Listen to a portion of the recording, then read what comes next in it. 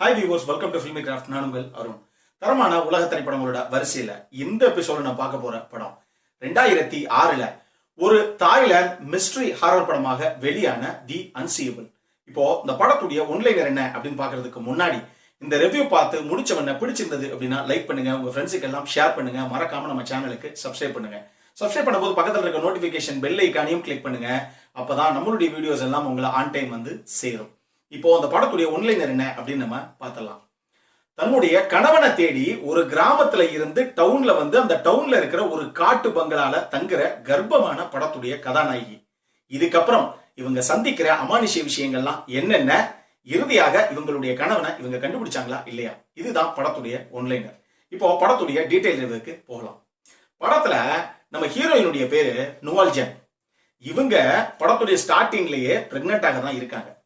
படத்துடைய ஆரம்பத்திலேயே இவங்க கிராமத்துல இருந்து டவுனுக்கு ஒரு ஒத்தையடி பாதை வழியா நடந்து வர்றாங்க. இவங்க கர்ப்பமாக இருக்கிறனால இவங்களால ரொம்ப தூரம் நடந்து போக முடியல. நடுவுல ஒரு ரிக்ஷா வருது. அந்த ரிக்ஷால ஏறி ஒரு இடத்துக்கு வந்து இறங்குறாங்க. அந்த இடம் எது அப்படின்னு பாத்தீங்கன்னா அந்த டவுனு. ஆனா அந்த டவுன்னு சொல்லிட முடியாது, அதுக்கு கொஞ்சம் அவுட்டர்ல இருக்கு, ஒரு காட்டு பங்களா மாதிரி இருக்கு.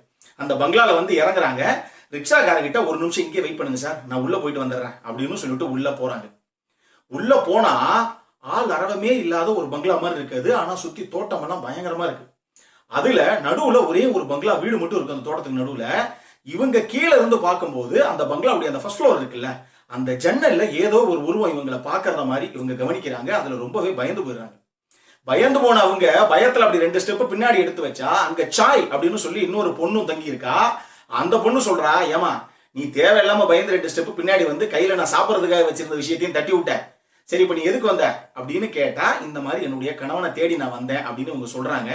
சரி, இந்த மொத்த கார்டன், இந்த வீடு, இந்த பங்களா, இது எல்லாத்தையும் பாத்துக்கிற ஒரு நபர் இருக்காங்க. கிட்டத்தட்ட ஒரு கேர்டேக்கர் மாதிரி எல்லாத்தையும் பாத்துக்கிற ஒரு ஆளு சோம்ஜித்னு இருக்காங்க. அவங்களும் ஒரு லேடி.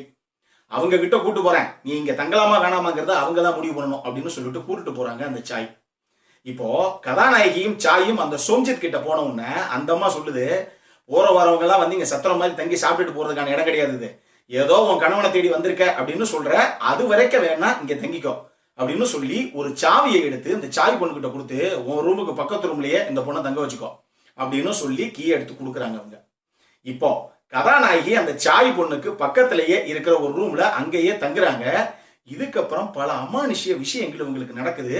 வித்தியாசமான பல உருவங்கள், கொஞ்ச தூரம் கழிச்சு திடீர்னு காணாம போற மாதிரி, இந்த மாதிரி பல அமானுஷ்யங்களை இவங்க ஃபேஸ் பண்றாங்க. இறுதியாக அப்படி என்னென்ன அமானுஷ்யங்கள்லாம் இவங்க சந்திச்சாங்க, கடைசியாக இவங்க வந்த வேலை, அதாவது தன்னுடைய கணவனை இவங்க கண்டுபிடிச்சாங்களா இல்லையா, இதுதான் படத்துடைய மொத்த கதையே. இந்த படத்துல எனக்கு ரொம்ப ரொம்ப பிடிச்ச விஷயம் என்ன அப்படின்னா, முதல்ல அந்த படத்துடைய ஸ்கிரீன் பிளே. இந்த படத்துடைய மொத்த ரன்னிங் டைம் 1 மணி நேரம் 36 நிமிஷம் தான். இதுல முதல் 1 மணி நேரம் 5 நிமிஷம் இந்த படம் பார்த்தோம்னா, ஏங்க இந்த பொண்ணு கார்டன்லாம் சுத்தி சுத்தி எதையோ பாக்குது, அந்த வீட்டுல அப்பப்ப போறதுக்கு எதோ பண்ணுது, ஆனா என்னதான் மொத்தமா அந்த கதையில சொல்ல வர்றாங்க, இந்த ஆளுங்கெல்லாம் யாரு, இவங்க எல்லாம் இருக்காங்களா இல்லையா அப்படிங்கிற மாதிரி பல கேள்விகள் நம்ம பின்னாடி தொடர்ந்துகிட்டே தான் வருது. எப்போ அந்த 1 மணி நேரம் 5 நிமிஷம் வரைக்கும், பின்னாடி இருக்கிற அரை மணி நேரம் இருக்கு பாருங்க, நம்ம மைண்ட்ல என்னென்ன விஷயங்கள்லாம் அவ்வளவு நேரம் டவுட்டா வச்சிருந்தோமோ அது எல்லாத்துக்கும் பதிலா அந்த அரை மணி நேரத்துல அவங்க ஓபன் பண்ணிருப்பாங்க. எனக்கு தெரிஞ்சு நான் பார்த்த படங்கள்லயே ஒரு 25 நிமிஷத்துக்குள்ள 5 ட்விஸ்ட ஓபன் பண்ண ஒரே படம் இதுதான். இப்பயே நான் கிளியராக ஒரு விஷயத்த சொல்லிடுறேன், ப்ரோ நீங்க பெரிய ஹைப்பை கொடுத்துட்டீங்க அதனால உடனே போய் நாங்க பார்த்தோம் அப்படின்னு போகாதீங்க. முதல்ல ஒரு விஷயம் கிளியரா சொல்றேன், இந்த படம் ஒரு டெட் ஸ்லோ மெலோட்ராமா தான். ஆனா அந்த மெலோட்ராமாக்குள்ளேயே ஒரு த்ரில்லர் எலிமெண்ட்டை வச்சு பக்காவாக அதை கிளைமேக்ஸா பண்ணிருப்பாங்க. நான் சொன்ன மாதிரி அந்த கடைசி 5 திருப்பங்கள் இருக்கு பாருங்க, நம்ம கொஞ்சம் கூட எதிர்பார்க்காத திருப்பங்களாக நிச்சயமா இருக்கும். ஆனா உங்களுக்கு இந்த படம் எந்த அளவுக்கு பிடிக்கும் அப்படிங்கிறது, நீங்க த்ரில்லர் படங்கள், அதுவும் மிஸ்ட்ரி த்ரில்லர் விரும்பி பார்க்குற ரசிகர்களா இருக்கீங்களா, அதுவும் மெலோட்ராமா கம் மிஸ்ட்ரி த்ரில்லர் படம் பாக்குறீங்களா, அந்த மாதிரி ஆளுகளா இருந்தா தான் இந்த படம் உங்களை ரொம்பவே கவரும். இந்த படத்துல ரெண்டாவது எனக்கு ரொம்ப ரொம்ப பிடிச்ச விஷயம், இந்த படத்துல அந்த ஹீரோயினுடைய பர்ஃபார்மன்ஸ். உண்மையா சொல்லணும் அப்படின்னா அவங்க ரொம்ப அற்புதமாக நடிச்சிருப்பாங்க. அதுவும் டுவர்ட்ஸ் கிளைமேக்ஸ் போகும்போதெல்லாம் அந்த ரோல் வந்து ரொம்ப வந்து எமோட் பண்ணி பேசக்கூடிய ஒரு ரோலாக அதை பண்ணியிருப்பாங்க. அவ்வளவு சூப்பராக இருக்கும். ஆக்சுவலி அவங்களுடைய ரோலை பத்தி இன்னும் சொல்லணும் எனக்கு ஆசை. ஆனா அவங்க ரோலை பத்தி சில விஷயத்துல சில இடத்துல அவங்க பெர்ஃபார்ம் பண்ண விஷயங்கள்லாம் நான் சொல்லணும் அப்படின்னா, இந்த ட்விஸ்ட்ல 1-2 நானே இங்க ஓபன் பண்ணி சொல்ல வேண்டிய நிலைமை ஆயிடும். அதனால அதை நான் சொல்லல. பட் அவ்வளவு அற்புதமாக பண்ணியிருந்தாங்க அவங்களுடைய கதாபாத்திரத்தை. படத்துல மூணாவது எனக்கு ரொம்ப ரொம்ப பிடிச்சிருந்தது இந்த படத்துடைய சினிமோட்டோகிராஃபி. 1930 இருந்து 1934 நடக்கிற ஒரு கதைக்களம். படம் பார்க்கும் போதே எங்க இது அந்த காலத்துல எடுத்த படம் மாதிரி இல்ல அப்படிங்கிற ஒரு ஃபீலை டிஃபால்ட்டா ஆடியன்ஸுக்கு கொடுக்கணும், கொடுத்தாதான் சினிமோட்டோகிராஃபி ஜெயிச்சது. இவங்க சினிமோட்டோகிராஃபில அந்த கலரிங்கே ஒண்ணு பண்ணிருப்பாங்க. அந்த பீரியட் பிலிம்ஸுக்குனே வழக்கமா ஒரு கலர் பண்ணுவாங்கல்ல, அந்த கலரிங் அவ்வளவு சூப்பராக பண்ணியிருக்காங்க. இது போக சினிமோட்டோகிராஃபி பத்தி பேசும்போது இந்த படத்துடைய லைட்டிங்ஸை பத்தி நீங்க பேசி ஆகணும். இந்த படத்துல நிறைய நைட் சீக்வன்ஸ் ஆர்டிபிஷியல் லைட்டிங் பக்காவா யூஸ் பண்ணிருக்காங்க, அது வேற. ஆனா இந்த படத்துடைய லைட்டிங் அவங்க யூஸ் பண்ண விஷயம் எப்படி அப்படின்னா, எப்பயுமே சப்ஜெக்ட் ஏதோ உதாரணத்துக்கு ஹீரோயின் இருக்குன்னா லைட்டிங் ஹீரோயின் மேலேயே இருக்காது. ஹீரோயினுக்கு பின்னாடி இருக்க பேக்ரவுண்ட் மேல மட்டும்தான் லைட்டிங் பண்ணிருப்பாங்க. முன்னாடி இருக்க ஹீரோயினுக்கு முகம் ஒன் சைடு ப்ரொஃபைல் தான், அவங்க நேரம் தான் நின்று பேசிட்டு இருப்பாங்க கேமரால. ஆனாலுமே ஒரு சைடு ப்ரொஃபைல் மட்டும்தான் அவங்களுக்கு லைட்டிங்ல பிரைட்டா தெரியும், இன்னொரு சைடு டார்க்கா இருக்கும். அது எதுக்காக அப்படி பண்ணாங்க அப்படின்னா, இந்த படம் பார்க்கும்போது நான் யோசிச்சேன், டைரக்டாவே லைட்டிங் வச்சு நல்லா வெளிச்சமா இருக்க மாதிரி பண்ணிருக்கலாமே அப்படின்னு நான் யோசிச்சேன். ஆனா அவங்க அப்படி பண்ணின அந்த லைட்டிங், அதை பேஸ் பண்ணி பண்ண அந்த சினிமோட்டோகிராஃபி தான் இந்த படத்துல ஏதோ ஒரு விஷயம் மறைக்கிறாங்க, அது மட்டும் நமக்கு தெரியுது அப்படிங்கிற ஒரு ஃபீலை நமக்கு கொடுத்தது. சோ சினிமோட்டோகிராஃபியும் சரி லைட்டிங்கும் சரி இந்த படத்திற்கு மிகப்பெரிய பலம். அடல்ட் கான்டென்ட்டை பொறுத்தளவுக்கு இந்த படத்துல ஒரு சில அடல்ட் கான்டென்ட் இருக்கு. நீங்க படத்தை பார்த்துட்டு அதுக்கப்புறம் ஃபேமிலியோட பார்க்கலாமா வேணாமா அப்படிங்கறத நீங்களே டிசைட் பண்ணிக்கோங்க. இந்த படத்துடைய லிங்கை நான் டிஸ்கிரிப்ஷன்ல கீழே கொடுத்துருக்கேன். அந்த லிங்க் மூலமாக நீங்க படம் மட்டும்தான் டவுன்லோட் பண்ண முடியும், அதுல சப்டைட்டிலோட பிளே ஆகாது. நீங்க படத்தை ஒண்ணு உங்க போன்லயோ இல்ல சிஸ்டத்திலயோ டவுன்லோட் பண்ணிக்கிட்டதுக்கு அப்புறம் MX பிளேயர்னு சொல்லி ஒரு வீடியோ பிளேயர் ஒன்னு இருக்கு. அந்த பிளேயர்ல நீங்க ஆன்லைன்லயே சப்டைட்டில் டவுன்லோட் பண்ணலாம்.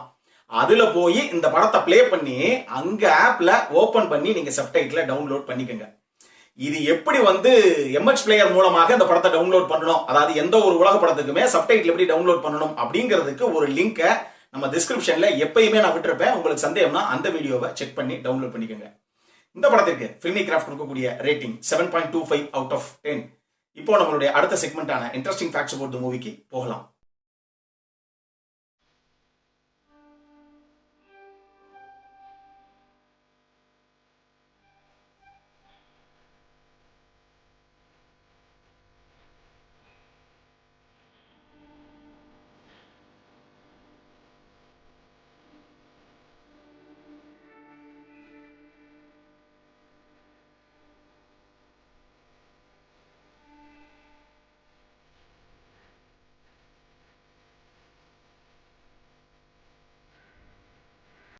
இந்த வீடியோ பிடிச்சிருந்ததுன்னா லைக் பண்ணுங்க, ரொம்ப பிடிச்சிருந்ததுன்னா உங்க ஃப்ரெண்ட்ஸ் எல்லாத்துக்கும் ஷேர் பண்ணுங்க.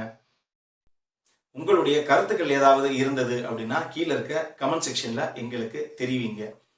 வீடியோவை க்ளோஸ் பண்றதுக்கு முன்னாடி சப்ஸ்கிரைப் பண்ணுங்க. சப்ஸ்கிரைப் பண்ணும்போது பக்கத்துல இருக்க நோட்டிபிகேஷன் பெல் ஐக்கானையும் கிளிக் பண்ணுங்க.